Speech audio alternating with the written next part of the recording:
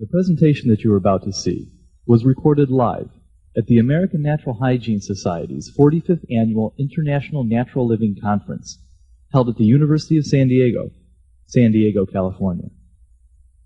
The speaker for this presentation is Dr. Nejla Burton. Dr. Burton is a certified member and past president of the International Association of Professional Natural Hygienists and a past president of the Australian Natural Hygiene Society. She has lectured worldwide on the subject of natural hygiene. Dr. Burton's topic is women's health issues. This recording was made possible by a grant from the James Hervey Johnson Charitable Educational Trust and the support of the members of the American Natural Hygiene Society.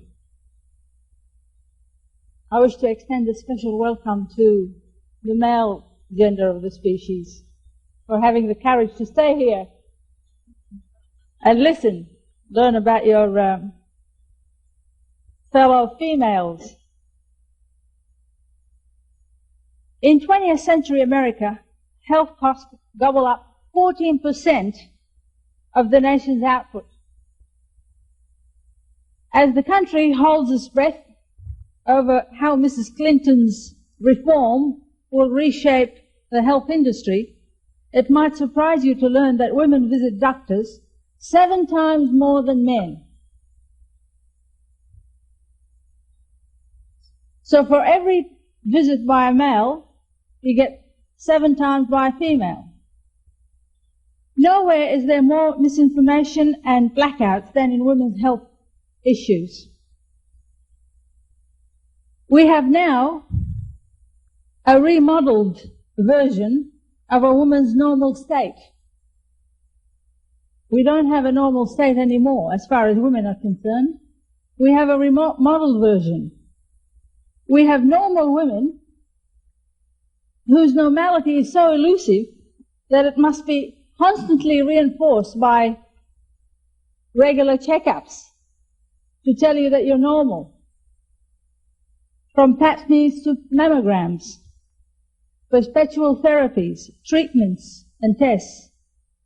Under this paradigm, before she can achieve autonomy, the woman learns that she's normal only to the extent that she can conform to the image of some holy ghost of medicine, I'm sorry to say. So you're only normal if you pass tests. There must be a better way. Let's have a look at how women work, just briefly, how their bodies work. Women's hormone picture as a whole is controlled by a small gland in the brain called the pituitary.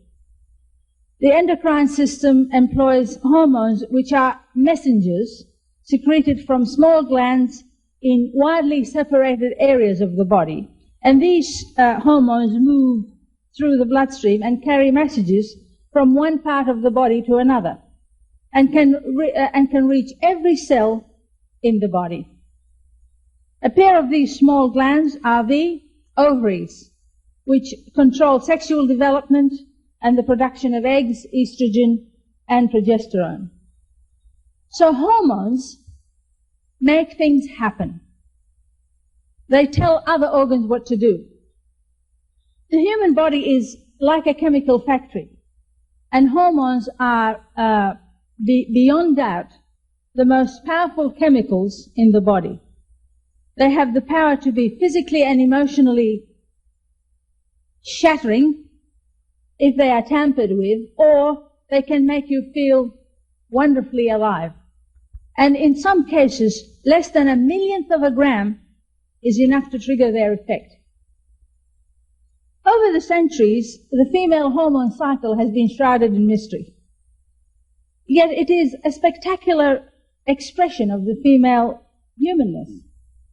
Briefly, it's simply triggered by the pituitary gland and releases a hormone that instructs the ovary to release an egg. It's not that complicated.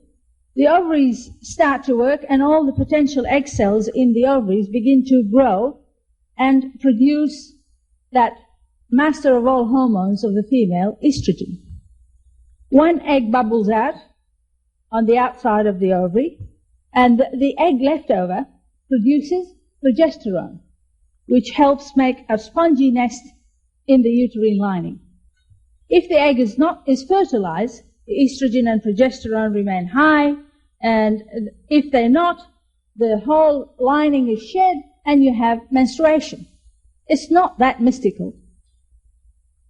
So why do women have all these problems? Let's have a look.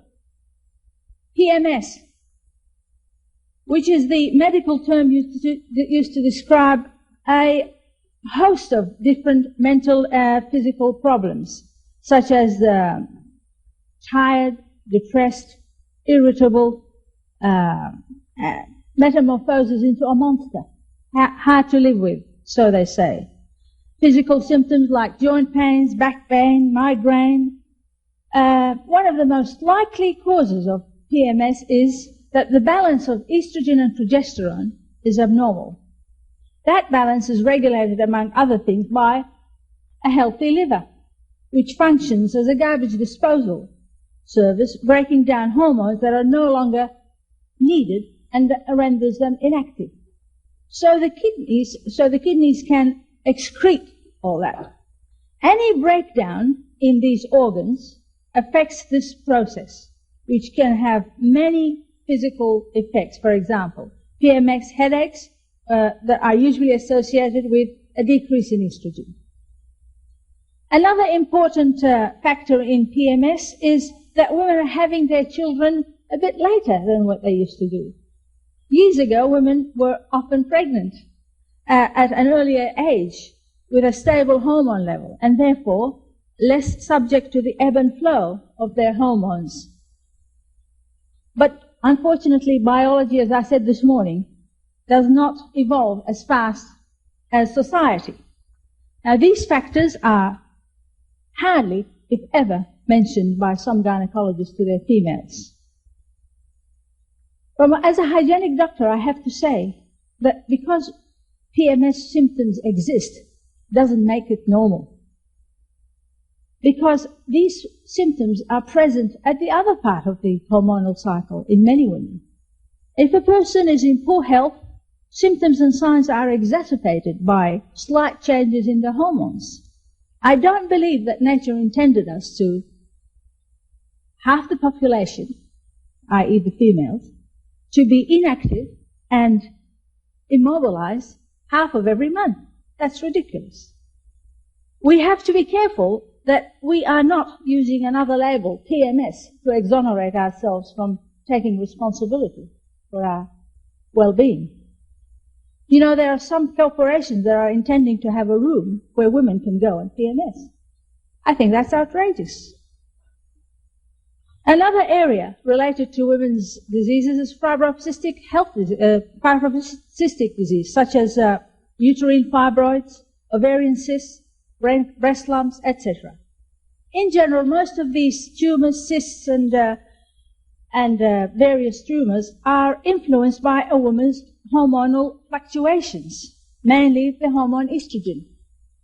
The evidence now is resoundingly clear that excess estrogen predisposes towards tumors, cysts, and cancer of the reproductive system. Excessive production of estrogen seems to be related, among other factors, to high-fat, high-protein diet, usually animal protein. Certain species of bacteria is encouraged by a high-fat diet, and these bacteria grow in the colon, and as a result of that, of a high-fat diet, they have the special ability to break down the complex molecule that includes the estrogen. And it breaks down the estrogen from the non-absorbable complex, and so the estrogen becomes absorbable again, and so it becomes high again. This results first in the higher estrogen level in a woman who eats foods high in fat, and if she also eats the normal hormone-fed beef and chicken, then she's getting a double dose of that. But she's getting it not only from her own, but from an outside source. Once again, there's a blackout. Women are not being told this by their gynecologists. With small uterine fibers, a woman may have no symptoms and problems. If they are large and the woman has had her family, she may be persuaded to have a hysterectomy, accompanied by oophorectomy. That means removal of the ovaries. Could I have a show of hands of the people who've heard of women who've had hysterectomies, please? Thank you. Could I have a show of hands of people who you've heard that have had their testicles removed? Discrimination. Over several years, many gynecologists have been promoting this operation, which is major surgery, as a simple solution for everything from backache to contraception. To legitimize this form of castration of the female, some doctors describe it as a possible breeding ground for cancer. The death rate for hysterectomy itself is higher than the death rate for uterine cervical cancer. The reproductive organs, including the uterus, identify you as a female, just like the testicles identify the men as males.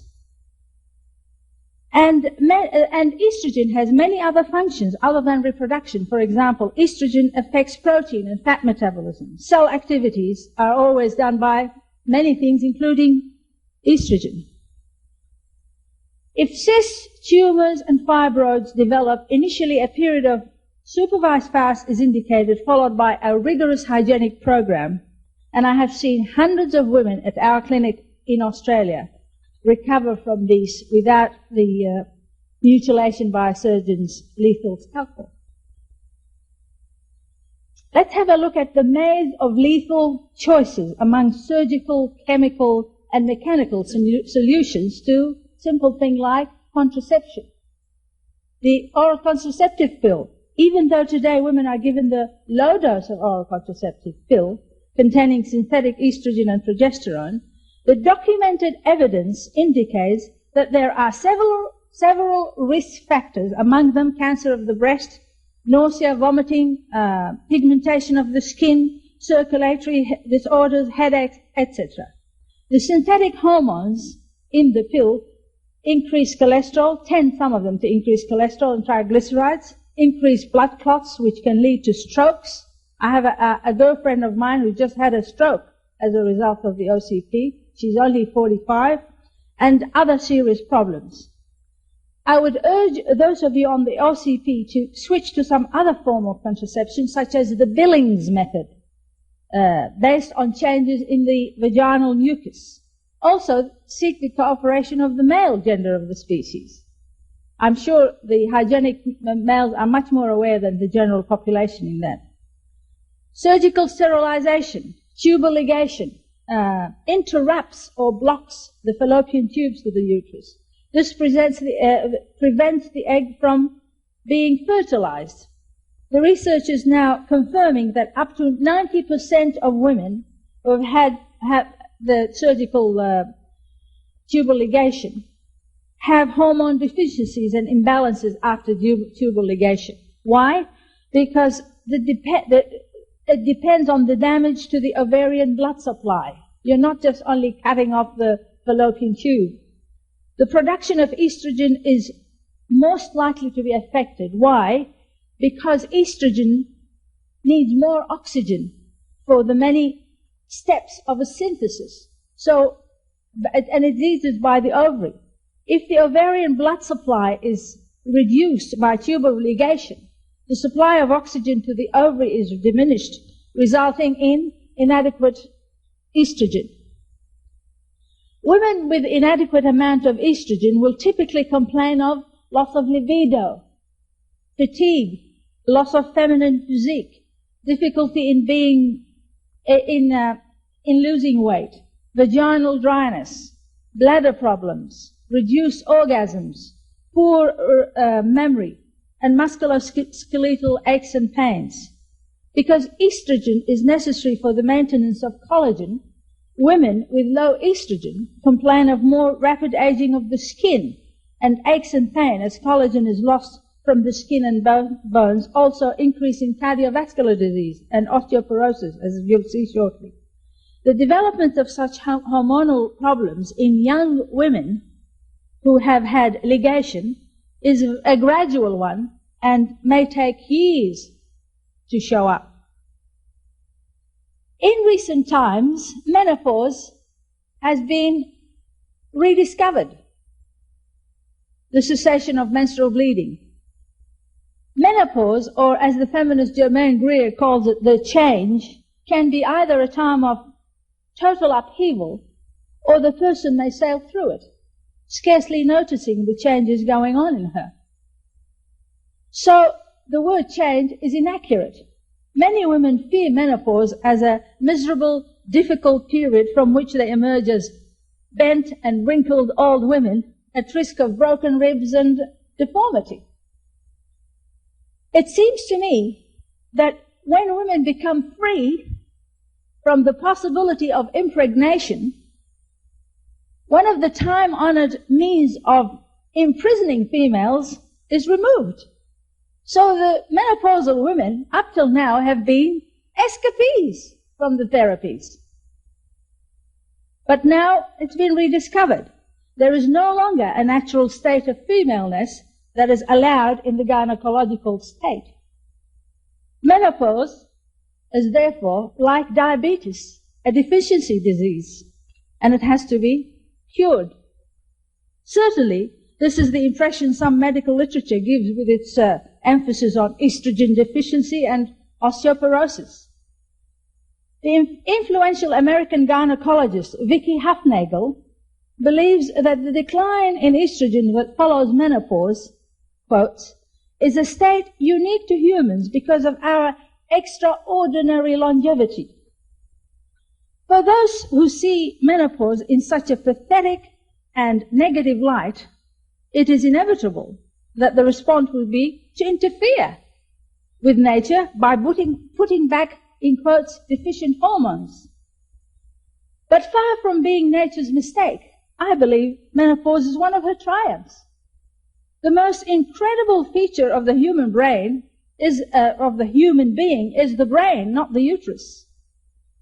There comes a time when the woman can make more vigorous contribution by her intellect and wisdom rather than her babies.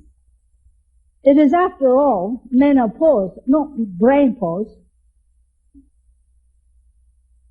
So nature protects the woman from the risk of repeated pregnancy by changing her hormonal levels, thus affording the woman more valuable years of stability and uninterrupted energy to actualize herself. Ours is a youth culture, for women particularly, whereas men think they look rugged and handsome when they carry the mass of experience. Women whose faces lose the smoothness of youth are not considered to be so eloquent, more is the pity. By far, the greatest hazards of menopause are psychologically and culturally induced. A psychologist working in China reported that she has never seen a menopausal psychosis in a Chinese woman, because in China the older woman has a respected and coveted position. Women need to change and adopt an emotionally healthy attitude towards getting a little bit older. Of course, undeniably, some physiological changes are there. The estrogen levels fall, but by how much? That's the problem. As I said, the balance of these hormones is very important. If a woman is living on a high-fat, high-protein diet and other negative aspects of lifestyle, leading to, as I said earlier, high estrogen level, obviously, when she reaches menopause, there is a sharp drop in that estrogen. And then obviously, her symptoms are going to be more severe. Hygienists in general have lower estrogen levels than the general population. So when a hygienic woman reaches menopause, the drop is not so sharp. So the symptoms are hardly there. As a result of this drop in the estrogen, the number of eggs decline, and there is a fall in the progesterone, that's the other hormone. The luteinizing hormone produced by the ovaries rises. This is often used as a test to see if you are menopausal, luteinizing hormone. A sudden release of this hormone is linked with hot flashes, where there is vasomotor activity to dissipate heat from the body. Please understand, menopause does not mean no more estrogen. This is a myth promulgated by some gynecologists. Men have estrogen. There is no person who can survive without estrogen, not really. It is not, if it's not produced by the ovaries, it's lowered by the ovaries, but if it's not only produced by the ovaries, but in many other parts such as the fat tissue, adrenal glands, the uterus produces estrogen. The most serious of the long-term problems that can afflict some Western postmenopausal women is the silent thief. What is that? Osteoporosis. Why is it silent? Because you don't feel anything. Where the bones lose minerals, mainly calcium salts and protein matrix, making the bones porous and thinner, like Swiss cheese. We must first separate osteoporosis from osteopenia. Osteopenia is the normal decrease in bone mass as every one of us gets older. And that is the biggest mix-up with the problem of osteoporosis. It's an expected thing, osteopenia. But osteoporosis is a pathological disease. There are several lifestyle factors that contribute to bone loss. At a time when osteoporosis is rife in Western women, it is regrettable that the myth of high intake of calcium and calcium supplements should be potentiated. So women's information services tell them to drink more milk, eat more protein. If I hear that once again, I'll go back to China. Let's have a look at this. Who in their right mind would say that Western women do not eat enough protein? They eat fish, chicken, meat, eggs, cheese, drink milk, take dairy products in general. They consume some 150 grams of protein and more a day. The recommended daily allowance is 50 grams of protein, although you really need to no more than 20 grams a day. When a person is on a high animal protein diet in excess of their requirement, they are in what is called a negative calcium balance. That means that they are losing more calcium from their bodies each day than they are absorbing from all the foods that they are taking. How is that? Well, most of the proteins we eat are broken down and enter the bloodstream as amino acids. Some of these are used for the body's various needs, and the rest is metabolized in the liver into a powerful diuretic called urea. Now, when the urea reaches the kidneys for elimination, it takes with it not only water but calcium, large amount of alkalizing calcium salts. Here is the blackout that is not being given to women, the misinformation. The more protein that you consume over what your body needs, the greater the loss of calcium. And you cater for that loss from, guess where? Your bones. Your body needs to remain in positive calcium balance. That means the amount of calcium introduced from all sources into the body is greater than the amount lost. And this is achieved by taking an amount of protein closer to your needs.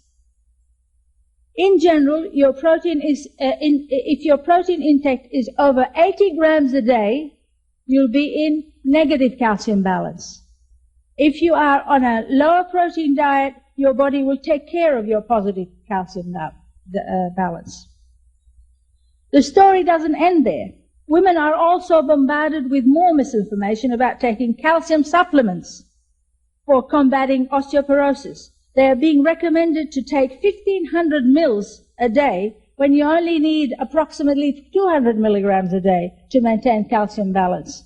Most people in the world get by on 300 to 500 milligrams a day without any osteoporosis. And you know, high calcium damages your kidneys, you have kidney stones and many other problems with them. Most people that I've seen in our clinic, most people who have osteoporosis are people who have had a hysterectomy, people on chemotherapy, people who smoke, people who take steroids, for example, asthma or kidney disorder, people who drink alcohol because it causes the liver to metabolize faster, and people who take tetracyclines and aluminium-containing antacids, thus increasing the urinary calcium excretion. Aluminium interferes with the mineral metabolism, causing bone damage. Most importantly, as women get older, they tend to be less active. Activity in the form of weight-bearing stimulates the build-up of bone, as you probably have already heard. With osteoporosis, as with all conditions, you need to have your organs working well. For example, if the integrity of the stomach and the intestine is compromised and you're not producing enough HCl, you can't digest food and extract nutrients, resulting in the bone integrity being at risk. If you have an underactive parathyroid, you have osteoporotic problems. If you drink too much alcohol, as I said, it causes the liver to metabolize estrogen faster. And that's not a good idea for osteoporosis. If the kidneys are not in good shape, vitamin D can't be used. So, because vitamin D can only be transformed to its usable state by the kidneys. For these reasons, osteoporosis has been called a disease of liver and kidney. What a far cry from menopause. So you can clearly and unequivocally see that it is misleading to couch osteoporosis only in terms of diminished levels of estrogen after menopause. Women who seek medical help with menopausal problems are not given this information. Indeed, their menopause is treated, as I said, not as a natural phase of female function, but as a deficiency disease, like diabetes. And so they are prescribed HRT. HRT, hormone replacement therapy, usually means a regime of estrogens and progestogens. Progestogen meaning a synthetic substance released, related to progesterone, which a woman takes on a cyclical basis like oral contraception. The progestogen content causes the uterus to shed its lining on a regular basis, as though the woman is still having period. At age 75, you still have your menses. How natural. In its early days, hormone replacement therapy meant estrogen therapy alone, because it was considered that these estrogens help with menopausal symptoms. Then in the mid-70s, it was discovered that estrogen on their own, would you believe, yes you can, could cause cancer of the endometrium, lining of the uterus. So now, progestogens are added supposedly to prevent this problem. But all the combined preparations contain sufficient to fully oppose the effects of estrogen, and there is evidence the combined preparations increase the risk of cardiovascular disease.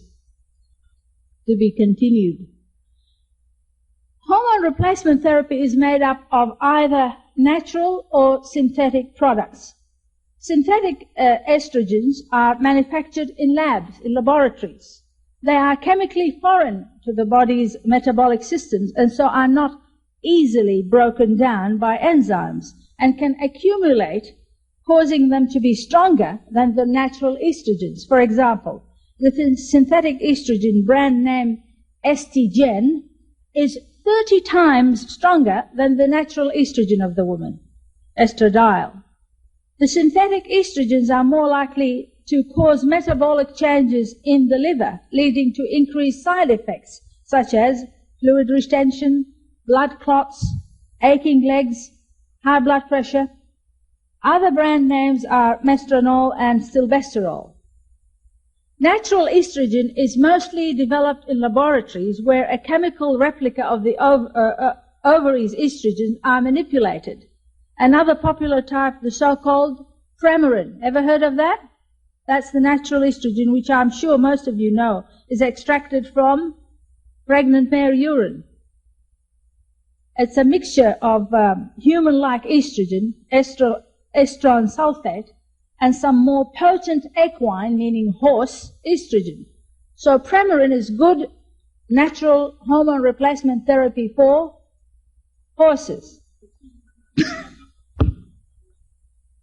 Because of Premarin's potency, it too causes metabolic changes in the liver, leading to high blood pressure, high cholesterol, varicose veins, thrombosis, strokes, and a host of other gifts or side effects.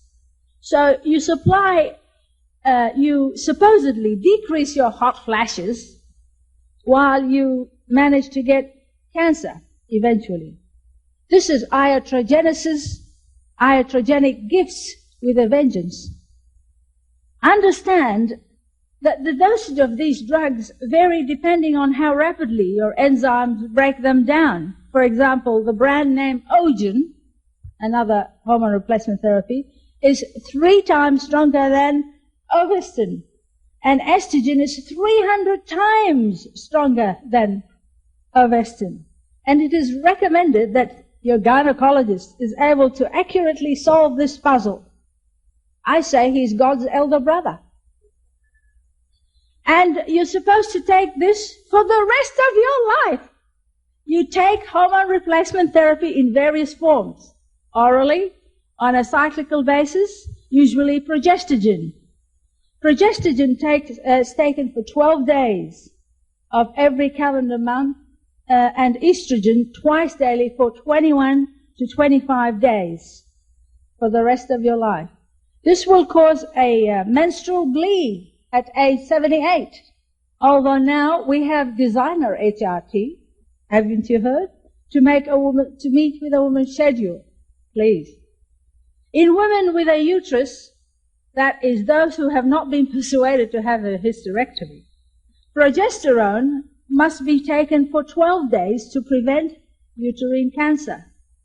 If estrogen is taken alone, there is a marked risk of cancer of the uterus.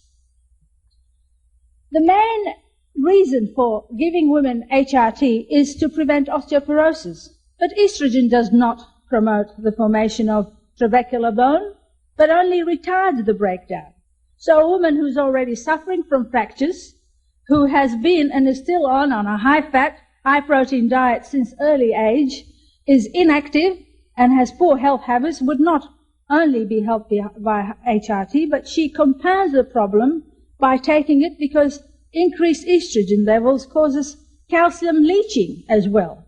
With the high-fat diet and high-protein diet, the estrogen therapy is negated. Once again, this is another blackout that the women are not being told about.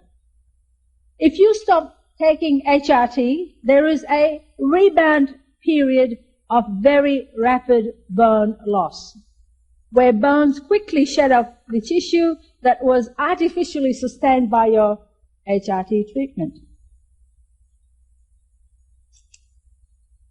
Nor do you need HRT to protect you from cardiovascular disease. What you need is a good lifestyle, not HRT.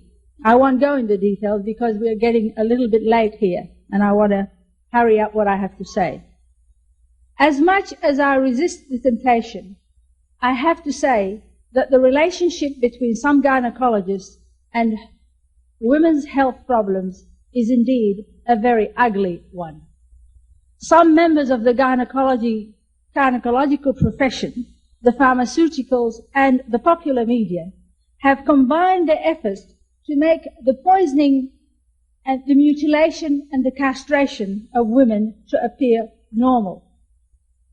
Coupled with some food industries, such as the dairy industries, they have tried to normalize and popularize atrocious therapies and have proclaimed a blackout on judicious, sound preventive advice, starting from very early age, to keep women as perpetual patients, where they represent 7 times more than men on seeing the doctors. Patients for life, a remodeled version of the natural state. We need to topple existing paradigms and discover bold new ones. Women, and sometimes men, have inadvertently encouraged victimization by not educating themselves about these matters and by having abdicated responsibilities for their own health care. I urge you to get away from slavery to treatments as a substitute for a good lifestyle practices and set yourself free. Thank you. The American Natural Hygiene Society teaches people how to maximize their health potential by living in harmony with nature. The society, which is dedicated to health education, is the oldest national vegetarian organization in the United States. Its motto, "Healthcare is Self-Care," is a reminder that health is the result of healthful living. For more information about the American Natural Hygiene Society, its award-winning publication Health Science Magazine, and for a complete list of all the Society's books and tapes, call 813-855-6607 or write American Natural Hygiene Society, P.O. Box 30630, Tampa, Florida 33630.